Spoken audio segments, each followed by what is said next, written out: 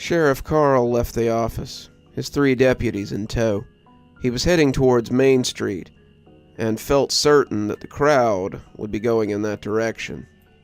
If he meant to intercept them, then he needed to get them before they got to the residential areas. He felt his hands clutching at the stock of the familiar shotgun as he tried to calm himself down after what he had seen out in the country. He had driven to the old Stutter place so he could check and see if his officers were there. It wasn't like Gage and Dreyfus to just not answer their radio, and he was afraid that they were hurt. What he had seen from behind the wheel of his cruiser was a large group of scarecrows as they set fire to the barn and killed the hands that had come to protect it. They weren't interested in theft. They didn't want any of the produce that he had laid in the barn. They just wanted to destroy what he had made. It was senseless, it was needless, and it seemed to be exactly what they were after. He had gotten as close as he dared, and a few of them had looked up and seen him with their sightless sackcloth eyes. He had found his courage lacking then, driving back to town in a hurry as more of them came lumbering from the field. It shamed him to think about it, but what else could he have done? He had no hope against the small army, and he hoped that he would find what he believed was waiting for him on Main Street. The town of Fraziers was an old one, and sometimes the people could feel things on the wind and know where they were needed. To everyone's surprise but his, there was a small group waiting for them on Main Street. Mr. Worley, from the general store, was sitting with a rifle balanced on his shoulder. Mrs. Binks, the postmistress, had a small handgun clutched in her trembling fist. The Alamo brothers from the Quickfill were there, Darrell Landry and 6 of the volunteer firefighters with their axes sitting on the pavement. John Moreau, the local garbage collector with a crowbar, Mr. LeBeau from the high school, and about 6 others that Carl couldn't identify right offhand. They were all standing around something that was slumped by the crossroads of Main Street and Chambers, and as Sheriff Carl came up even with them, he realized it was Pastor Marley. The old-timer had been through the ringer. He looked like he had run head first through about 7 miles of bad country, and his face and hands were all cut up. He was dressed as a priest for some reason, though no one in town had ever known him as anything but a Baptist minister. If he had brought any of the implements of the priesthood with him, they were now long gone. His robe was in tatters, and he had lost both his shoes, but his collar was still in place and pristine-looking. Carl got knee-bound beside the preacher, trying to get some kind of statement before he passed out from his injuries. "What happened, Pastor? Who did this to you?" Pastor Marley stuttered a little, but Carl was certain that he was saying something. "I need you to tell me who did this. Was it the Scarecrow men? Was it something else? Who?" "Green man," the pastor husked out weakly. "Green man?" Carl asked, not sure what he was talking about. "He's here. He's come. Now we all die," Marley said, his voice barely a whisper. "Not if I have anything to say about it," Sheriff Carl growled, hoping that he did. He looked at the ragtag little group that had assembled and wondered if even they had a say in the fate of the town. If there's anyone who's not here that'll stand with us, now would be the time to call them. We might be the last line of defense for Frazier. A few of them left to make calls, but Carl doubted that anyone else was likely to show up. He had been hoping to find Gibbs and Parks here, but no such luck. He had a sneaking suspicion that they were both involved in this already. It wasn't like Parks not to pick up his phone, and Gibbs was the type that would have already sensed something was going on. They were good kids, and he hoped that wherever they were safe. Carl looked at a few of the younger firefighters then, pointing to the preacher as he lay splayed out across the pavement. "Get him somewhere safe. You can put him in the police station, I suppose. There's a little room in the back where we keep people under protection. Just put him on one of the cots in there."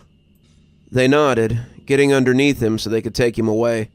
The old priest sagged in their hands, and as the Main Street fountain chugged away placidly, Carl decided this is where they would make their stand. Why not, he thought. It was as good a place to die as any. He assembled them into some sort of defensive line, telling those without guns to hang back so they could defend the ones that had them. Those with firearms would try to hold them back as long as they could, and then it would be up to those with axes and crowbars and the like to keep them safe. He pricked up his ears as he began to hear something over the splashing of the fountain. "What's that?" Sullivan asked, glancing around as he tried to find the source of the noise. It was faint, like a horse's hooves, and as it got louder, Carl was afraid of what he might find. "Get some cover," he said to his assembled militia, and as they got low and made ready, the hooves made a slow but rhythmic beat on the concrete. Clop, clop, clop, clop. He could see a horse coming, the rider practically bristling with armor. Clop, clop, clop, clop. Behind the rider was a shadow of others, a roiling fog of individuals who seemed to bring the haze with them. They were ragged, a filthy army of castaways that trailed behind the horsemen like a cloak. Carl felt certain that they were the scarecrows he had seen before, and their numbers had increased since the last time he'd laid eyes on them. Clop, clop, clop, clop. Riding before the armored figure was a pumpkin child, his head bopping along with the armored knight's chest as he rode. This had to be the kid Parks had been talking about, the rebel-rouser who was responsible for all the trouble in town. He didn't seem put off by the armored giant in the least, and as they came riding up, Carl became sure that they didn't have nearly enough people. This army of scarecrows would ride right over the top of them, would brush them aside like leaves in a strong gust, and when Carl raised the shotgun to his shoulder, he never expected to see his crappy trailer or his cluttered office at the sheriff's department again. Clop, clop, clop. The horse came to a stop 30 steps from the assembled militia, and the armored figure seemed to cock his head as if just noticing them. "You are in my way," thundered the voice from beneath the helmet. "Move, or you will be scattered." Carl had to make a conscious effort not to comply. The rider held the voice of a winter storm, the voice of a blizzard as it threatened to knock your house down, the roof when it caves in under the weight of all that snow. How could he hope to stand against this creature? There was no standing against the coming of winter, and Carl had to remind himself that this was just some guy in a suit of armor, not an actual force of nature. This was his town, and he wasn't going to get run off by a bunch of roustabouts. "As sheriff of Frazier, I demand that your group disperse. Frazier isn't here for you to roll over, and I won't let you destroy my town." The little pumpkin kid leaned forward, and Carl was worried that he would tip over and fall off the horse. "No one can stand against the Winter Lord, Sheriff. If you lay down your arms, we may let you join us, but you cannot win against the might of winter." "We'll just see about that," Carl said, standing his ground as he faced the towering rider. There was a pregnant silence as the two made ready, and when the arm of the rider came up, Carl shuddered involuntarily. His hand sliced out towards the fountain, and the ragged mob behind him surged forward like a wave. The sounds of shotguns burst around him as Carl tried to find his mark, but they were nearly upon him before he fired. Father Marley was huddling in the woods, smelling the fires that burned his parish to the ground again. The sounds of destruction rode the wind like errant sparks, and the screams of the dying were like a brand on his mind. They were killing them while he hid, killing them all while he hunkered in the bushes, and as he prayed, Marley felt a new brand mark him. It had to be the same feeling Cain had withstood when God sent his pain upon him, and Marley was afraid that he too must be cast out of all that he had known and loved. He would walk in exile if that was what God said he must do. He would go willingly into the land of Nod, if he must. He was a coward, an unfit shepherd, and he had allowed his flock to suffer for his inadequacies. When the hooves sounded near him, he started. The whinny of that ghostly horse sent his eyes skyward, and suddenly the green man was overtop him. As that great bloody axe came down to end his exile early, Marley came staggering from sleep to find himself in a little room with no windows. He looked around, wild-eyed and confused, until someone told him to shut the hell up. On a cot in the corner sat someone that he knew. Sitting with his knees against his chest and his eyes staring sullenly was Nathan Casterly. "It's bad enough being stuck in this little room without you freaking out," he said, as Marley fixed on him. "Where are we?" Marley asked, rubbing his eyes and wincing as his cuts burned. "The police station. They brought you in a couple of hours ago. You look pretty rough. What happened to you?" Marley didn't think he was curious for purely humanitarian reasons. Casterly, besides being a staunch atheist, was a writer for the Comet, the local paper that seemed to have more gossip than news these days. Nathan seemed to be an all-around contrarian from what Marley had read, and when he had questioned why the city had put a new roof on the old church last spring after the nasty blizzard, Marley had come under his scrutiny for the first time. The reporter had dug up his lapsed Catholic ties and his exile from the church, self-imposed or not, and made some pretty nasty parallels between his old religion and his closeness with youth sports and outreach in the community. He was a vicious little prick, but Marley found that he had little else for company. "I was out in the woods, trying to stop the coming of the Green Man." He could still see it, the rider bursting from the altar, the sounds of hooves on the pavilion, the deep voice of the Green Man as he came forth. He hadn't seen him when he came to destroy his town the first time, but now he lived as big as life in his head forever. "You saw the kids in the woods?" Casterly said, lifting his face off his knees. "What happened? Are they forming a cult out there? Who's this Green Man they keep talking about?" Marley thought about where to begin and decided on the last one. "No one really knows. He's some kind of pagan spirit of winter. People worship him, but I don't think they really understand him. He gathers people to him with promises, but I think it's a monkey's paw situation. The things he gives them have strings attached, and those strings become chains before they really know what's happening." The chains had become pretty real in the woods. The people had gathered around the Green Man, and he had bestowed upon them his blessing. He had turned them into scarecrows, changed their flesh to sack and straw, and taken their will from them. They had screamed and writhed as he reveled in their subservience, and the pumpkin child had done little but watch as the mob twisted. They were silent then. Cloth and straw had no voice.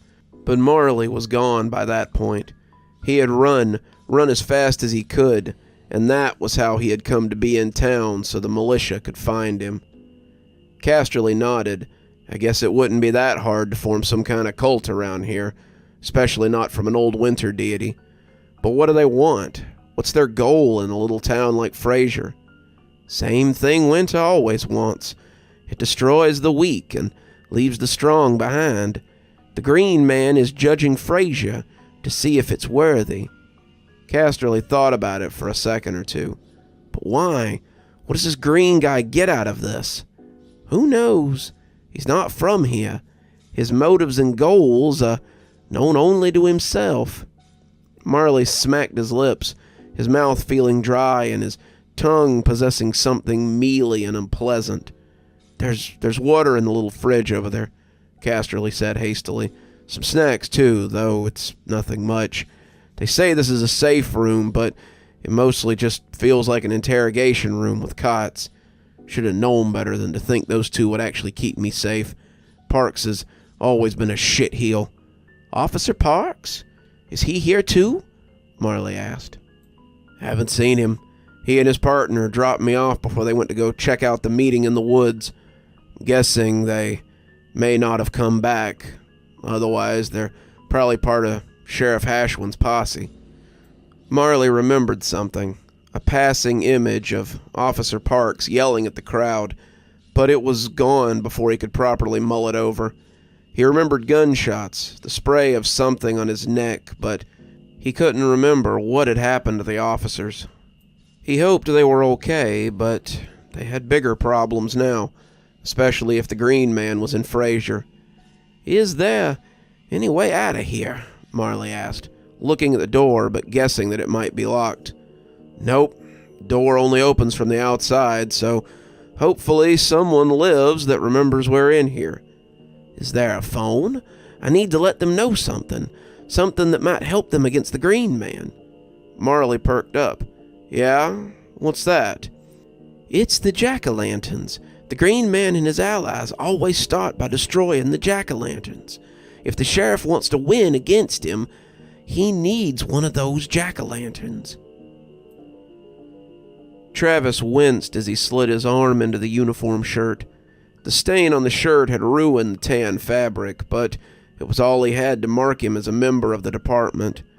He had woken up in the wee hours of the morning and decided that it might be the best time to make a break for it. The house was asleep, and if he was quick, he could still get back to town and warn them before it was too late. His guts hurt something fierce, but he thought the stitches might be okay if he was careful.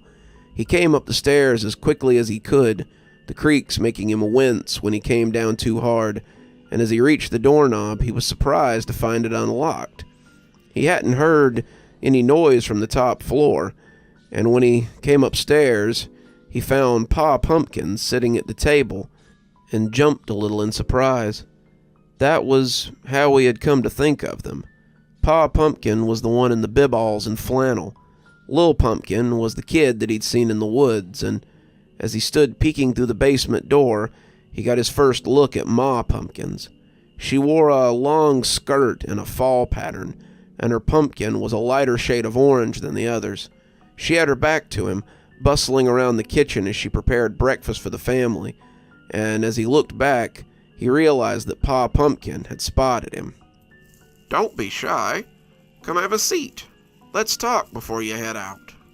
Travis thought about refusing him for half a second, but as the smell of pancakes and eggs and fresh coffee wafted under his nose, he decided that it might be a good idea to meet his end with a full stomach. Marley hadn't been the only one to see that weird horseman who'd come bounding up from nowhere, and Travis held no illusions that he could stand up against something like that. He was one of those boogans that his mother had always claimed would get him if he wasn't good, and you couldn't kill boogans with bullets. He had barely sat down, groaning as his wound ached, when a plate came down in front of him, and he looked up to see the carved smile of Ma Pumpkins. "Eat as much as you like. You're our guest, and we have so few." It was hard to tell, but Travis thought Pa might have given her a disapproving look as she retreated. Travis tried to control himself, but it was hard with all that food in front of him. He had done for the cakes before he knew it, and the eggs were going down pretty quickly, too. His stomach was accepting the grub, and he guessed that the knife had probably missed anything having to do with digestion. Likely it had just been one of those painful gut wounds that kills you slowly and hurts like hell while it does it. Pa Pumpkin let him finish his grub before starting, and Travis saw him lifting his pumpkin just a bit as he ate some of his own breakfast. "You can take that off if you want," Travis said. "You don't have to wear it on my account." "That's very kind, but we never take our pumpkins off, not even to sleep. We only take them off for the briefest of moments when they start to rot, and then it's to replace them with a new one." Travis was speechless. So you never take them off? Why is that? The easiest answer is that we're wearing them to hide. Hide? From who? Travis asked. I think you know, Pa Pumpkin said. You mean from the Green Man? He nodded. You've seen him before? Pa nodded again. How did you escape? Travis asked, barely noticing the plate of bacon and eggs that Ma sat by his elbow. We hid. Our daughter was young, barely a year, and we ran before they could burn our house with us inside it. They got our land, they got our crops and our home, but they didn't get us because we had found what they fear. And what's that? Travis asked, leaning forward as if to accept a great secret. Pa tapped the side of his pumpkin. Why, jack-o'-lanterns, of course. Travis was confused. Then why did he give the kid one to wear? Pa lifted the gourd to take another sip of coffee, wetting his pipes before getting going. He decorates many of his greatest players with pumpkins. He thinks it's funny, some kind of blasphemy towards his rival, and many of his creatures are perversions of growing things. The scarecrows, the pumpkin men, there's some who say he has servants made of corn or autumn growing things, though I've never seen one. He likes to twist things that grow, but not the pumpkins. He hates pumpkins because he knows what they represent and what they will become. I realized that when his minions turned away from me as I threatened to toss one of them at them when they tried to burn my house, at least until one of his human servants crushed the ones I had on the porch. So we wear them. We grow them year-round in our greenhouse, and we stay out of his sight so he doesn't find us. At least, we had until very recently. Travis nodded, though it didn't make a lot of sense. Why would this Green Man be afraid of jack-o'-lanterns? He was huge, armed and armored, and it seemed ludicrous that some flimsy plant would keep him away. Travis chewed at the bacon as he considered it, remembering how the kids had destroyed the decorations in the town first. They had wrecked the jack-o'-lanterns, smashed the pumpkins at Darrell Stutter's field, and all because they knew the power that they held.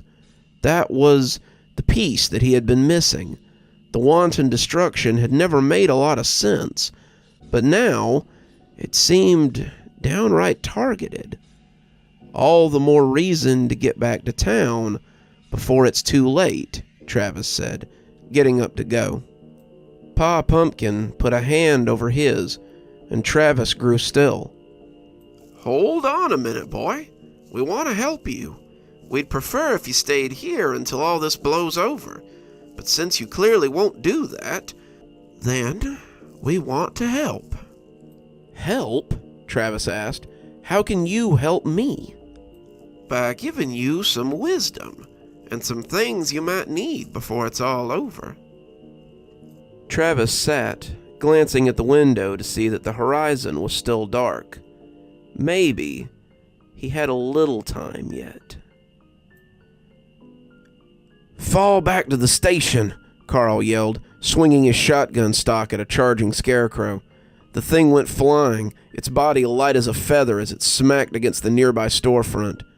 That had surprised Carl when he blew the first one into a shower of straw, but by now he was numb to it. It felt like he'd been fighting for hours, and his arms were as sore from the strain as they were from the slashes that oozed hatefully on his skin.